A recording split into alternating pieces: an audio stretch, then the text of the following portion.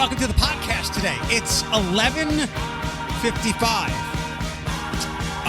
I've got a lot I want to get to. I will try to keep it as brief as I possibly can. This is not going to be a 7-minute monologue. I'm hoping even to slap a guest onto the end of today's podcast. I might split it up, though, depending on how long we go here. And you're just hearing my stream of consciousness. And this is all planning of the show that I should take 20 minutes and do. Instead, I took 20 seconds, wrote down some notes, because I already did some harder prep. And you're hearing how today's podcast is going to go. Welcome to it. Some heavier things towards the end of this little monologue, and a question I want to run by you, which I have thrown out here and there, or the idea of it here and there. But I think it's time to have a larger discussion because I listened to my favorite podcast. I like it more than this one, and more than 68 words. Talking about less work, which is a topic that's crept up. And I didn't finish it, but I have enough that I want to run by you. I have a personal tip I want to give to you that's helped me over the years, and the usual nonsense. But let's start with some fun. So let me let you behind the curtain a little bit here. It's funny. People don't listen to radio like they used to, but many are still fascinated how it works. I think everybody knows that, like, the people like me don't pick the playlist. Although there have been many times in my career, where I would schedule the music log. I oversaw the music. A lot of times there's corporate mandates and programs to highlight artists and whatnot, but I enjoyed the control over it. And when I had lost it big time at a point in my career, it hurt. And it was before I was on medication, but it threw me into a massive depression. It wasn't so much a loss of control as I really loved doing it. I loved meshing in the art and the science with it. So I don't do that much here. When we do specialty weekends for Q105, I do a bunch of that. There has been times when we've done things like that. Some of the theme or throwback songs I want to throw in have gotten nixed. Now, I have a little bit more input over that. And if I have a reason, I can get this in. But there's one song that I was not allowed to mix in there, and it became, well, another of her songs became a thing last night. I think the People's Choice Awards. Now, this person hit her peak in the mid to late 90s. She was a country artist. She crossed over. And when she began to cross over, I was working in Philadelphia I think I've told you this before. I'm at Q105. I will likely end here. I started at Q102. When back then I would say, yeah, it's Q102. We played the dance mix of her country song that crossed over to pop. Did she have another one? Yes, she did. And this will tell you the artist, I think. From this moment on, we also played the dance mix of that. Now, when I moved to Detroit, she shifted even more into pop-friendly songs. I'm not talking about Faith Hill. I'm talking about Shania Twain. We played the dance mixes of You're Still the One and From This Moment On. But when I got to Detroit, not long after this time, that don't impress me much. And I think there was an original country version, but it was quite pop. And then there was a slightly modified song that became the song that pop stations played. I loved that song. The throwback I was talking about, because it became a pop culture thing. Not more than that don't impress me much. But man, I feel like a woman. I think that has embedded itself in pop culture, where so many people of so many ages and backgrounds know that song. Maybe it had some TikTok stardom. I don't know. But it's one of those things when those first two notes hit, everybody kind of loses their mind. Didn't we do a discussion a couple years ago? You have one song to get everybody on the dance floor. What is it? And I think it was me, Ashley, and Floyd. We had some really good suggestions. And they were quite disparate as well. I forget what mine was, because it wasn't what you would think.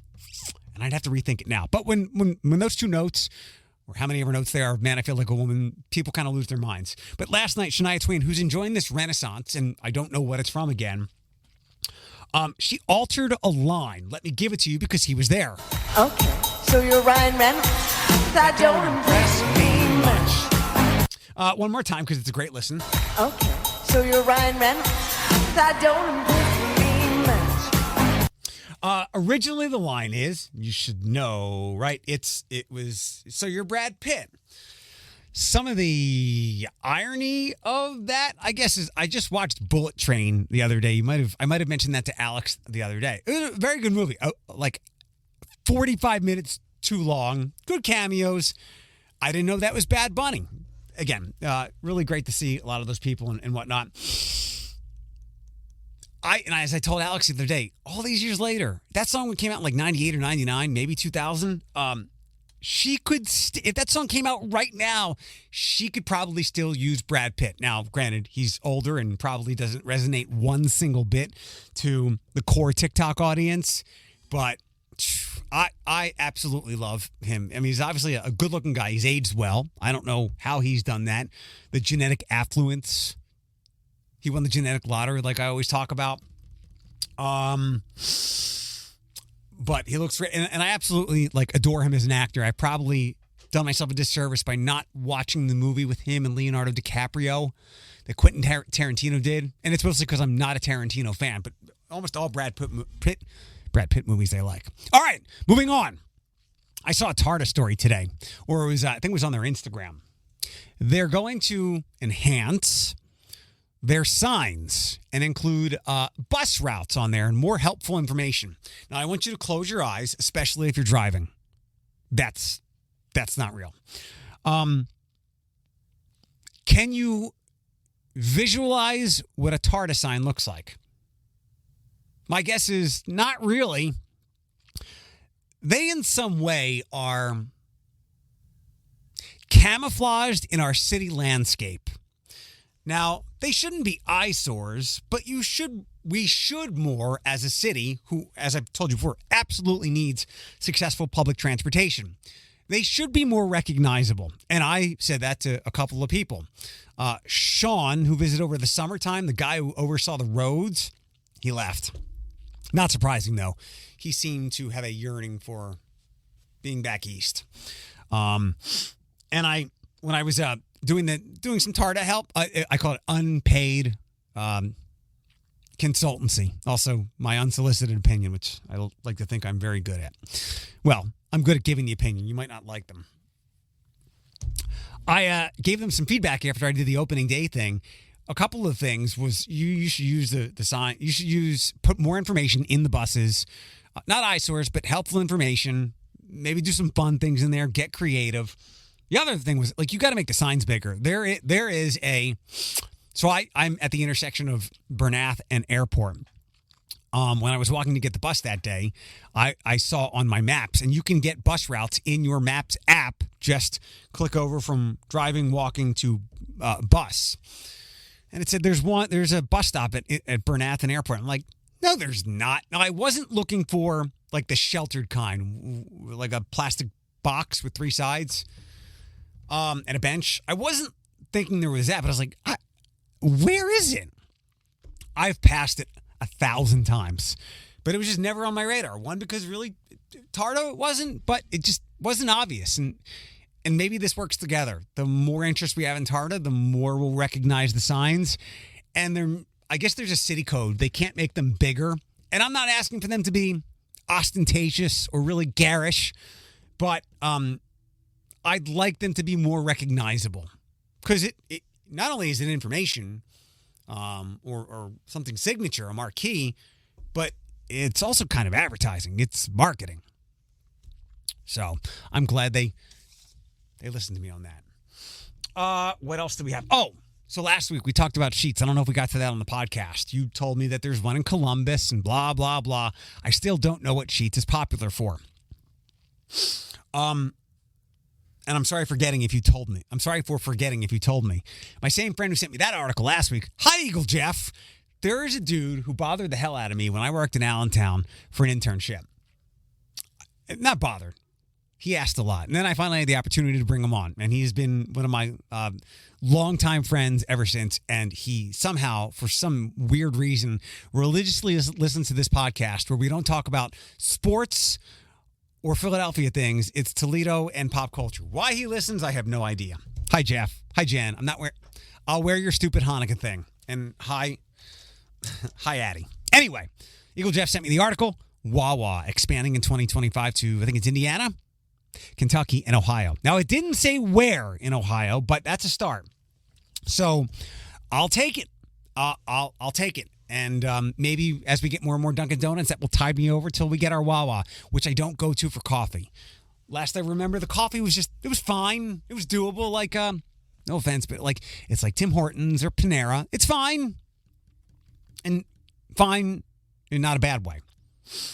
But I'll be there getting pretzels and Shorti hoagies. And if you call it a gas station, I will go back to the line that I mentioned a couple of weeks ago, watching that Stanley Tucci show, Inside Man.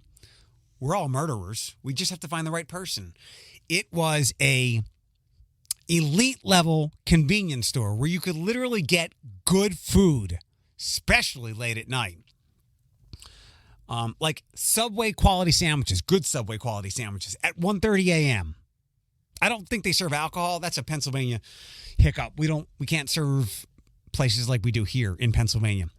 And then the gas stations came because I guess it made them some money or it was helpful. So Wawa, welcome. I'm here. I am just how Jordan Strack did Raising Cane's. I am Wawa to Toledo. One other thing, speaking of going home, and I will in a few weeks, I thought of something else. Alex is now not going with me. She was originally going to, and that would have made the ride so much easier. I don't mind being home. I hate the fucking ride.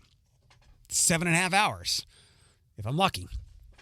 Alex is not coming, and that kind of gave me a wiggle room to go. And my dad gave me some wiggle room where I go, I can't do it, Dad.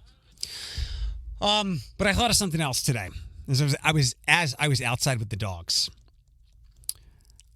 I thought this might be the last time that Paul, my dad, might be out here again. I would assume he'll be out here maybe early in the spring. Paul doesn't come out here. This might be the last time Paul sees the dogs. And Andre is still newer to him, but I've been taking Diddy home since 2014. So, and he does not. I don't know how he feels about Diddy, but I know he knows that Diddy's important to me, and he loves dogs too. So that's another reason that I go, yeah, I gotta go home. Also, I had left my dog in Philadelphia when I moved to Allentown, Jasmine, because I wanted her to be around friends. I'd go home and see her a ton. When I left for Detroit, I obviously left her there. And one of the things that I don't tell them enough, I can't thank Paul and his crew enough for taking care of Jasmine till the very last day she was on Earth. They did things that they didn't have to do. They could have said, we're taking Jasmine to the vet. And she had a bunch of weird medical issues. She had this thing on her tail where she whacked it on the wall and like blood exploded, like somebody was stabbed 50 times. Lived a long, good, happy life. Kindest dog ever. Never barked until we moved home to Philadelphia and the other dogs trained her to bark. Then she wouldn't shut up and she had this irritating, grovelly bark. But the sweetest dog. I could throw her off the top of a building. Not that I ever would. And she would still love me. In fact, as much as I was away from home, and this gets me to tear up a little bit. As much as I was away from home, whether it was Allentown or coming home from Detroit, she would still sleep with me in my old twin-size bed. Just so moving. Paul and Tracy could have billed me every time they took Jasmine to the vet because she was my dog. So I can't thank them enough for taking care of her. And one of these days I will recognize them for that in some way. And the podcast doesn't count because they don't listen. And I'm not supposed to be talking about them. But that's it's a good thing I talked about, right? What else? Okay, so the Paul thing. All right. That wasn't the serious thing. That's to come. So Dave Portnoy and Barstool has popped up again in my timeline, or in my orbit. It might have been a Reddit thing again. I don't know how many pizza places he went to here. A friend last week from South Bend said, "Have you ever been to Inky's?" I'm like, "Yeah, why?" Oh wait, no, I haven't, but I know how good it is. And I was like, "Oh shit, did he go there too?" What is it? One bite taste test or something? I'm glad she said she and her husband don't like Barstool or him either. But I guess the Yankees thing, but now it's been the stubborn brother thing that popped up, and he said something like it's the best college campus pizza in the country. Fine. You know I love Stubborn Brother. I just like him, and I can't say anything about his crew. Maybe he's got like wonderfully gifted talent who don't have rape allegations and misogynistic tendencies stapled all over them. And I get it. When you get that big, you have probably made enemies. People who want to take you down. People who you have actually aggrieved. But besides that, as some people I'm glad took this side during the Reddit conversation, and again, I was disappointed. I passed along to someone who might tell him I was disappointed. He was laughing it up with the Barstool people when they were here for the UTBG game. And it's not so much him, but it is him, so much as who that brand attracts. Like, it is, to me, and I'm stereotyping, and it's not everybody, but it is like the worst of bro culture. And there's a lot of seedy, disgusting things in bro culture. It's not all bad. Not everybody's bad, but there's some bad things in there. And I'm not going to say what they are because you can probably gather what they might be, or you can look it up. So that popularized, Stubborn Brother got a little love there for a bit. And I'm glad that other people on that Reddit thread had said, it's great that it's bringing some awareness to these places, but if it's bringing these people here, the ones I just alluded to or referenced, we don't want them here in Toledo. Fuck yeah. Can't like that enough. All right, now the more serious things. Not serious as like I'm dying. Although I've had some tendonitis things lately, and as I told you last week, I hate medical things. They slay me. Some elbow tendonitis. I don't know why. Maybe overdoing it on my Genesis. I have a calf thing, and calf and hamstring things are notoriously nuisance strains. They take forever to fully heal. At least when it's just one thing, upper or lower, I can work around it. Now, anyway, the serious thing. The first one. Today I was getting out of the shower. I know this can be a painful view, but I was about to send a message via Siri while I was drying off. And then I stopped myself. I think I've told you before, I can't meditate. I'm not any good at it. I'm a failed meditator. I'm a professional failed meditator. I have tried dozens of times. Hasn't worked. I've given up on it. But I can do other things that are meditative. And I've kind of fallen by the wayside with some of those things. But I will do this. I do try to focus on doing one thing at a time. I forget what book it was, but you can't reach your potential as a human being by multitasking. We just can't do two things as best as we could. If we were doing one, can't do multiple things at one time. You probably can get tasks done, but only at like a 75% capacity. So I just dry it off instead. So maybe that'll help you. Do one thing at a time.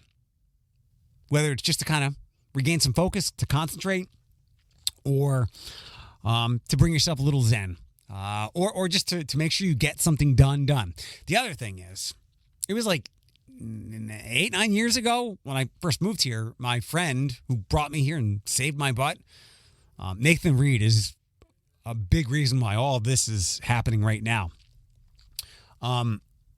He said, "Do you make lists?" I'm like, "No, I make notes, but I can't read my handwriting after 30 minutes." He's like, "You need to get into lists."